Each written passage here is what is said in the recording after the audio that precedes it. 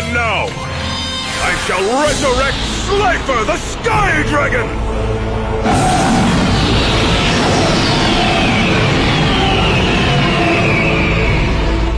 Oh man, he just brought back an Egyptian god!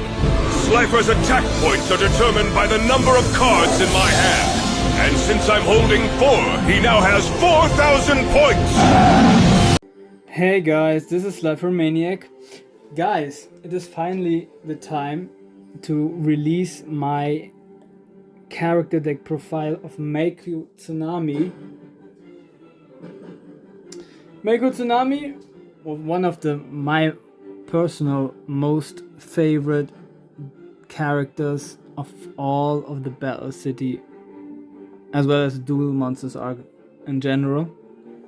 Mako Tsunami, a very tough guy who seems to have lost his father, was in search of his father, and one day at the beach as he was going fishing, he received a letter in which this very dude, the card of the legendary fisher, was in, with a note which said he shouldn't give up looking for his father, which accidentally was caught in a storm where they were in the middle of the ocean, Mako Tsunami and his father. And but Mako Tsunami was the only one who survived, presumably. So he kept waiting for his father, looked onto the ocean, and one day he received this letter. And this was one of the main reasons which motivated him to keep going and to keep searching. And that's why, or one of the many reasons why the ocean has an ocean or water-based deck profile. I don't want to spoil it that much, but Mako Tsunami was one of the most favorite aspirants to win the regionals behind behind Weevil Underwood and Rex Raptor. And in the Duelist Kingdom, Mako was also invited by Pegasus into the Duelist Kingdom, where he faced then eventually Yugi. But in this arc he was facing Joey. Unfortunately, he also didn't make it to the finals. Would have been a very interesting setup. One of the most cool and interesting strategies and tactics that he has. But I don't want to add more. Just let's dive into his deck profile. And then we discuss the rest, you might say. Well, Mako Tsunami has a very cool deck. One of my favorite cards of all time, of course, Legendary Fisher. And also many vanilla monsters. We're still in the Battle City arc, so not that many anymore as before, but still we have. In the Duelist Kingdom we had almost just vanilla monsters, but in this arc we're still not full through with them. And first of all, I do have a card which did recently come out in TCG just 1 year before, and I ordered this card before that because I thought we might get never this card. But before I unfold this card, let me explain. The key strategy of Mako Tsunami is, of course, to bring about his water monsters around his field spell of Umi, and combine, of course, his water monsters with that very field spell card, which is the key core card to this deck. And also today, even in the meta, the Umi control deck is one of a kind. It's not of the top 10, I would not say that, but it's still it's doing well, you might say. So let's just dive into it, and of course then the very card I was speaking of is the Fiend Kraken, here from the OCG. I'll also have, of course, the version from the TCG, but because I was linking a story to it, I thought I will tell you guys about that very story. And Fiend Kraken, of course, 4 stars, a water type monster. fish attribute, I think, or aqua attribute, and with 1200 attack and 1400 defense. So, as his first lineup, he played this one out in the Duelist Kingdom. I don't think he did do it as well in the Battle City arc. And so, yeah. We might guess he would have had that card also in his deck. So of course, I added in there. I just thought it would make all sense in the world. Then other cards which we didn't see directly, but we saw their shadows after the under the Umi field spell card, which covered the whole field, whole play field with an ocean. We saw the shadows of none other than Great White and Jellyfish. Great White and Jellyfish, of course, also 4 stars, water type monsters. Great White has a fish type monster, 1600 attack, so good, better attack stats, you might say, and 800 defense. And Jellyfish, of course, 1200 attack and 1500 defense, but this one has a better defense stats. Of course, we're still at the at the beginning with the vanilla monsters, and I'm just bragging about these stats because Mako Tsunami played out in this very era, in the first duel, that's the only duel that we saw. Just zoom it. There we go. Played out, the first card he was playing out was the Flying Fish, which must be a kind of joke because Flying Fish, of course, 4 stars, a wind type, but fish type monster with 800 attack and 500 defense, a vanilla monster, which is really, after my opinion, one of the most useless cards in this deck, or maybe the most useless. And like I said, we had many vanillas. In the manga, we had even 2 more, which I will be then adding or exchanging and presenting to you guys with which cards, monster cards, I exchanged them. But before we come to that, I have Karyushin, a very, very famous and notorious card because Karyushin was a key essential card into the Duelist Kingdom, with creating a wave and just destroying the monsters that Yugi had. Water type monster, of course, 5 stars and Sea Serpent. With 1800 attack and 1500 defense, but with 1800 attack, 1500 defense and 5 stars is not that good card in this deck. But this is very significant because Mako had these cards, like I said, in many deck profiles before.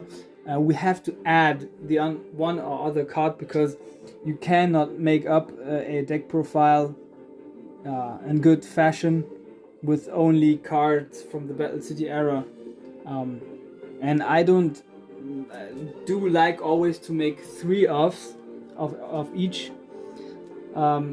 Because I think maybe in a later Turbo or Ultimate deck profile I'll be doing 3 offs more accurately and more specifically, because then I have more greater focus on the playability of this deck.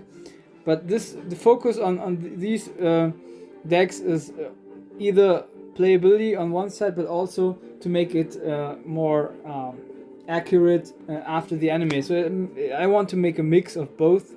But then afterwards I can just follow my own creativity and efficiency, and there will be more 2 offs and 3 offs maybe in the future if I need to, because I'm not a friend of it. But yeah, if I need to, I will do it. Then further on, I do have the Amphibian Beast, the second card, the third one, the 4th card of the very ones he played out in the Battle City era with 6 stars. Aqua type also, of course. Fish attribute, a fish type and water attribute.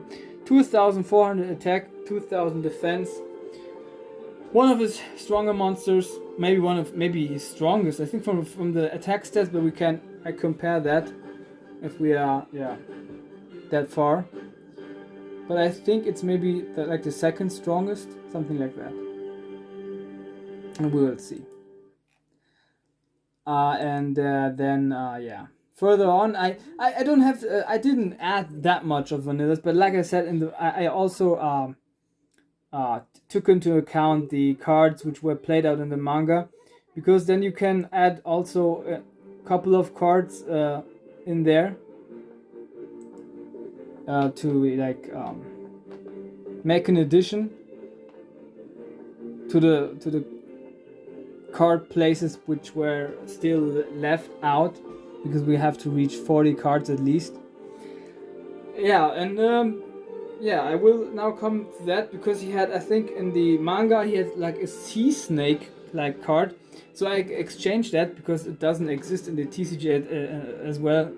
I don't know if it actually exists in the OCG, but like I said, I'm not pretty sure, but we have a similar card which is very good, namely the giant red sea serpent, or I think in English it is the giant red sea snake, and 4 stars. Also, of course, almost all cards of Mako Tsunami's monster cards are water attribute monsters. 4 stars. Aqua type, 1,800 attack and 800 defense, so very strong, one of the strongest monsters without having a tribute.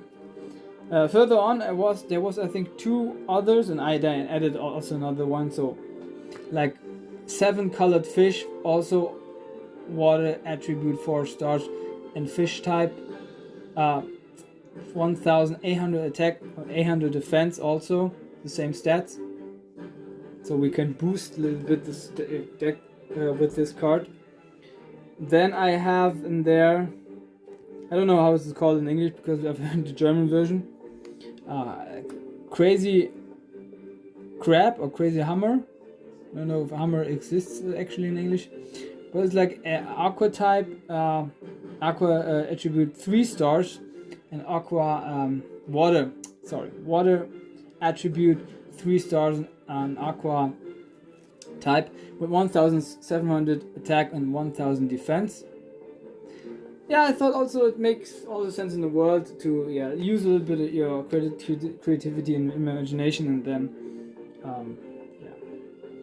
add the one or other filler card.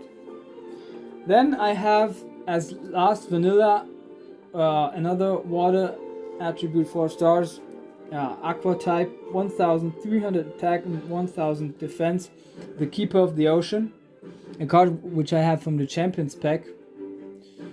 So now these are all of his vanillas. Of course, like I always recommend to you guys, if you don't want to, you might take 1 or 2 out. But here's the point, because Flying Fish, for example, I would put immediately out because it's too weak, but he used it in the anime, so I put in there. Like also, of course, Jellyfish and Great White. And Karyushin was also a card which he possessed in the anime, not in the Duelist Kingdom arc, but in the not in the Battle City arc, but in the Duelist Kingdom arc. So it makes also all the sense in the world to have it in here. But then now we are slowly and remorselessly going forward to catch his good effect monsters that he had. He had a card which was called Great White. I think White Terror. It was a shark. It had a shark on its artwork. The big shark. But the stats were not so good. But we do have a comparable with an effect. So I thought it all make purposeful, and would be a good strengthening of the deck. So I put in there the Flying Shark. Flying Shark, just to explain a little bit the effects, of course. Flying Shark has the effect, first of all, of course, 3 stars. And wind attribute, which is very rare in this deck, but we do have it with the Flying Fish. With 1600 attack and 300 defense only, but it has a good practical effect. If it is like piercing battle damage, if one of the opponent's monsters lies in a defense position, you attack with this card, then you can make the difference as in battle damage to you, aim it to your opponent. And but then you have also the downside, you have to banish it until your next standby phase. But still, it's not. It has also a good side. And in the Battle City arc, there were also cards which just had good effects, but also had downsides. So it's more realistic to have it in here. And like I already said, I wanted to have it as an exchange for the White Terror, or Great White Terror, was it called, I think, because it's just this doesn't exist in the OCG, neither in the TCG, I think. In the TCG, I'm sure, but neither in the does it exist in the OCG. Then I have a very strong, powerful card, which I thought maybe you would have it like a trump card, which is Tribe Infecting Virus card, which I think is banned in the meta, actually. I have this card for a very long time because I think it's like 20 years old. I pulled it from the Magician's Force back in the days. So it's a water attribute with 4 stars. Yeah, it's an aqua type, of course, 1600 attack, 1000 defense. And you have to discard 1 card, then you can call out 1 type, and all of the monster cards of that type are destroyed on both sides of the field. Of course, all the face-up ones. So not like if there's a set monster card, then it won't be destroyed. Which is very cool effect, because especially against decks which just possess 1 type, like Spellcaster or I don't know, Dragon, then could break actually a board of your opponent if you just like leave him to make up a board until he has like, I don't know, 3, 4 or 5 monster cards of that type. Then you put it in there and then summon it, and then you put down this effect. It's very, very, very convenient then, of course. Then I have a couple of cards which now are very essential, because like I said, Umi is actually the key core field spell card of this deck. I would even say this is the most essential card of all cards into this deck, because it puts down the effects very good. So we have another line up. We have Torpedo Fish. Torpedo Fish, just to explain it, as a water attribute, 3 stars, 1000 attack and 1000 defense, so equally stats. And the effect is, as long as Umi remains face up on the field, this card is unaffected by any spell cards. So there we have it. We have to have Umi to put bring this card into play. Then another one of a row, Cannonball Spearfish with 2 stars, wall attribute, aqua type, and as long as 1000 also attack and also defense, as well as the Torpedo Fish. As long as Umi remains face up on the field, this card is unaffected by any spell card. So do you have it? It's the same effect. Both, of course, cards of Invasion of Chaos. Then we have the Amphibic Boggroth, also water attribute, 4 stars, but a machine type monster with 1500 attack, 1300 defense, and also it works also with Umi. It works with Umi very well. As long as Umi is on the field, this card can attack your opponent's life points directly. So there you go. That's a very good possibility then to maybe if he has a strong or she has a strong board, then you can give him 1500. And if with Umi, of course, it gets to it is the attack stats are increased by 200 points, so you just give him 1 damage blow with 1700 then, for example. Another one of the cards working with Umi War attributes. Now again, these 3 cards he didn't have, not like he didn't have Tribe Infecting Virus or the Flying Shark, but we were coming later to more cards that he specifically had in his deck or hand in the Duelist Battle City arc. Like, oh no, Maiden of the Aqua, 4 stars, Wow attribute, and Aqua type, of course, with 700 attack only, but 2000 defense, so it's as good as defense. Posture is very important, and as maybe if you are with the back on the wall, you can like put this down and then have you maybe a good basic posture to like maybe defend your life points, and then from now on then rebuild maybe your board and then hit back. And the effect is as long as this card remains on the field, it's treated as Umi, so there's no increasing or decreasing of attack defense stats due to Umi's effect. If there's an active field magic card on the field, the effect is not applied. So even if you don't have Umi, you can put this on the line, and then all the other effects of the monsters which were correlating with Umi would also put it into effect. So also a good exchange. If you maybe didn't draw Umi yet, you can put this onto field. Then another one of those cards which I also put up, which is Kodarus. Water attribute, of course, 4 stars, and Sea Serpent type, 1400 attack, 1200 defense, as long as Umi, which you control, you can put Umi to your graveyard, and then draw 2 cards, which your opponent.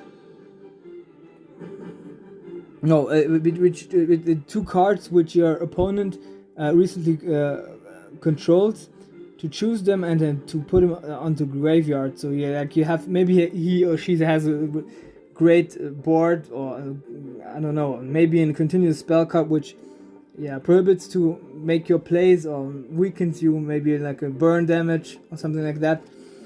Then you can put Umi away, and then you can choose 2 cards and then put them of your opponent to put him on the graveyard. So it's very useful effect, of course. Kodarus. Then I have now finally one card which is drawing near a little bit to end. I think it's a little bit leaning on the Fortress Whale, but it's a name very much indicates that, which is Orca Mega Fortress of Darkness. It's has 5 stars, a water attribute, of course, 5 stars, Sea Serpent type with 2100 attack and 1200 defense, and it's also working with Torpedo Fish and Cannonball Spear, as well as with Umi, I think. But first of all, I think no, just with those 2. So offer 1 Torpedo Fish on your side of the field as a tribute to destroy one monster on the field, or offer 1 Cannonball Spear Shellfish on your side of the field as a tribute to destroy 1 spell or trap card on the field. So if you offer this one, then you can destroy 1 monster, and if you offer the other one, then you can destroy 1 spell or trap card. And of course, with 2100 attack, it's very good. You could even have Witch of the Black Forest as a floodgate being destroyed, and then it possesses only 1200 defense, so you could get it from the deck to your hand as well then. Yeah, so this one is very cool. I thought he might have it, but he actually one of the cards which also was added by me. But the remaining, not 3 but 2 that I'm representing to you guys were cards which he included in essential to his Battle City deck, in his most essential monster after my stance at least. was or is the legendary Fisherman. Legendary Fisherman, here of course there also water attribute. Oh no, just get it. Water attribute, 5 stars. Warrior type, 1850 attack and 1600 defense. And its effect was working like that. If Umi is face up on the field, this card is affected by any magic cards and cannot be attacked by your opponent's monster. So it's very powerful. Back in the days, I saw some guys which played around this card, and also I did later on. And I actually won many games with this card. Many more with Jinso, of course, but this also, the combination of both was also very, very, very much effective. Yeah, but like I said, very much like you had to destroy Umi. If you couldn't, spell cards wouldn't do anything to him, and he couldn't be attacked. And if you then have maybe Jinzo, all the trap cards are not working as well. So this combination was very, very crafty back in the days that I had. Was my most favorite one. And yeah, like if you just like realize a little bit of the artwork, the person actually looks like Mako Tsunami a little bit, or rather a little older version of him. So it's a reference to his dad as well, of course. So they're the legendary Fisherman. Then his most second powerful, because Amphibian Beast has even 50 attack stats more, but actually this was a second key card into this deck. It's a key monster card, which is of course water type. It's a Fortress Whale with 7 stars. It's a fish type, and of course it's a ritual monster. See, it's blue. And you have to actually then put down the ritual spell card first, and then you can summon this one. So ritual summon, of course, 2350 attack and 2150 defense. So these were his strongest monsters, I think. Fortress Whale and Amphibian Beast, of course.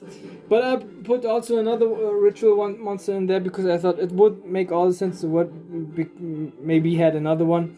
Because in later arcs on the Turbo deck profiles or other futuristic deck profiles, ritual monsters are very slow, so it's not so good playable. I put in there the Crab Turtle, water attribute, 8 stars, aqua type, 2550 attack and 2500 defense, and of course you also have to use the ritual spell to bring it actually onto the field. So there you go. This is his monster lineup.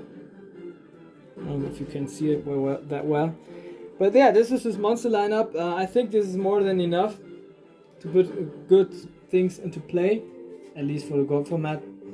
Maybe the other will now complain. You could let Kaioshin out, but like I said, I also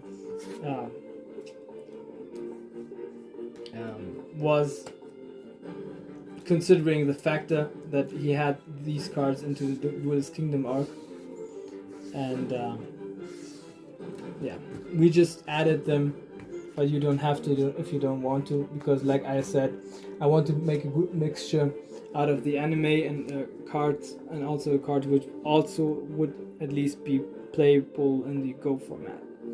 Then we have, of course, the first spell card, Oath of the Fortress Whale, which of course is a ritual spell card for the Fortress Whale, as you see it on the artwork, to bring about the Fortress Whale onto the field. And of course, I forgot to mention one factor. You have to then ritual summon works like that. You have to bring about or offer a tribute from the field or from your hand so many monsters that you get equal stars as the equal accordingly to that monsters, ritual monsters stars. So maybe like if you have the Fortress Whale with 7 stars, you could tribute one monster card with 7 stars from your hand or from the field, all which are all in all, and if you add them, like I don't know, one with 4 stars and one with 3 stars, and then which are in addition 7 stars. Also, the possibility would be an option. Then of course the next one is Turtle Oath, the ritual spell for the crab turtle. Now we have there was two cards, of course, that I one which he possessed and one which I added, of course. Silent Doom, a card which he had a similar, I think, in the deck, but it wasn't this one. Of course, Silent Doom is as a staple to special summon one of your monsters from your graveyard onto the defense position. Also as a staple which almost everyone had, Monster Reborn, to special summon a monster card from the graveyard. I thought it would make all the sense of the word to put Raigeki as a board breaker in his deck, which is then not too OP, because I think it was in Duelist Kingdom that he one of his monsters had an effect like board breaking all the opponent's monsters, so it would make sense. D-Spell, which I thought he had in his deck in the Duelist Kingdom as well. And then he had, I think, two or one equip spell card into his deck, but they are not existing in the TCG. So I put an exchange and put in there Steel Shell, which would also make all the sense of the world with his crab turtle. You know, it is a reference also to the turtle, which works like that. Oh, I just forgot about D-Spell. Of course, you can destroy a spell card and open, or if it's set, then you can open it up, and if it's in spell card, it's destroyed. If it's trap card, then it's returned to its position. Raigeki, of course, like I said, destroy all the opponent's monsters. And Steel Shell, a water type monster, a water attribute monster, which is equipped with this card, increases its attack stats by 400, and but decreases its defense stats with 200. So yeah, like I said, the downsides, it would be existing in the Battle City arc and later arcs, not, but yeah, in this one, of course, it makes sense. Then Power of Kaishin, also an equipped spell card, one type aqua type monster, which is equipped with this card, increases its attack and defense stats with 300 points. Then, of course, we had to have these in there. 3 times Umi to make. Like I said, I want to have a deck which has is enemy accurate as possible, also playable in the Go format. So like 3 Umis, we need them to make it more probable to bring these cards into play. As a staple, Pot of Greed for draw power. I don't think he had this one in his. I don't know if in the Duelist Kingdom arc, but in the Battle City arc he didn't had it. By the way, this is in the OCG an ultra rare, which is very rare. Haha, very funny. So yeah, there we go. Pot of Greed for drawing power. Mystical Space Typhoon, which also makes sense with this like I said, a little bit like Raigeki, just for destroying one spell or trap card. Another card which he played out actually was Return of the Doom, to bring about his legendary fisher from the graveyard back to his hand. And then I put 2 spell cards, last but not least, in there. One is Rage of Karyushin, and the other one is Anger of Karyushin. Rage of Karyushin is a quick spell card, which works like that. As long as Umi is on the field, choose one monster which your opponent controls onto the up to the amount of water monsters which you control, and their ground basic level of 5 or higher. Destroy them, and if you do, the zones in which they were cannot be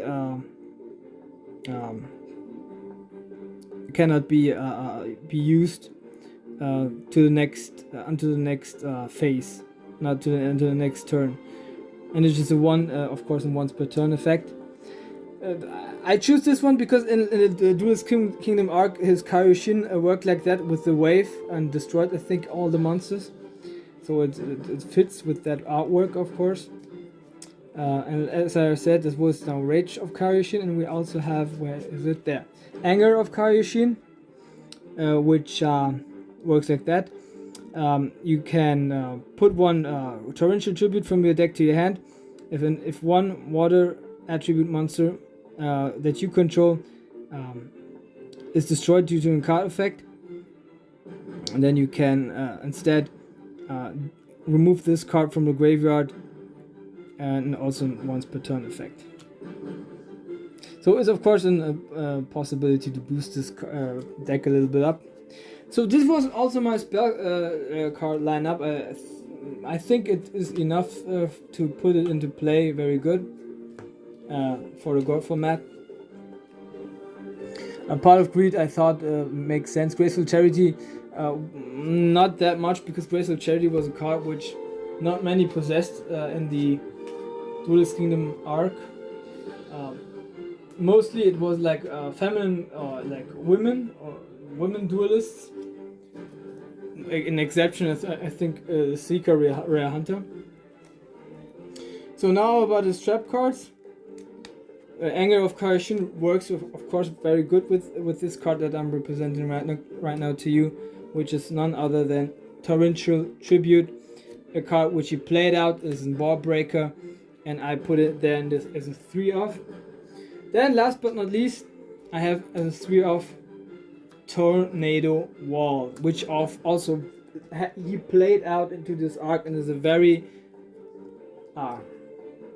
handy card which works with Umi. It's a continuous trap card, and as long as this card in combination with Umi is on the field, all the battle damage that you receive is brought back or brought down to 0, so you receive no battle damage at all. Even if your opponent attacks you directly, you receive no battle damage, so it's very, very, very strong combination with Umi, of course. And so these may, in combination, be the core possibility of this deck. So this was it. This is my I don't know if it's 40 or 43 cards, something like that. Mako Tsunami Battle City character deck profile. I hope you guys enjoyed it. Hit the like, hit the subscribe button, guys. Help me a little bit with my subscribers. I want to go up the ranks, of course. Would motivate me to make more and more. I will, of course, keep going independently. And it's, I have to admit that was one of my most enjoyable deck profiles. I had really much fun making it, because I think Mako Tsunami is a very underrated character, and as well as in terms of his deck. I love his water-based Umi control deck. It's one of my most favorite as well. So makes sense. And there will be more water deck profiles on this channel in the future. One, of course, turbo, maybe deck profile, of course. I have also in mind then to make it just a water, and also on fish deck profile in the future. So all the three I did also already begin with them. So yeah, you could look forward to them in the future. And as always, a good night, a good day, a good afternoon, and good morning. Whenever you guys might witness this deck profile, this is me, your Slifer Maniac, and goodbye.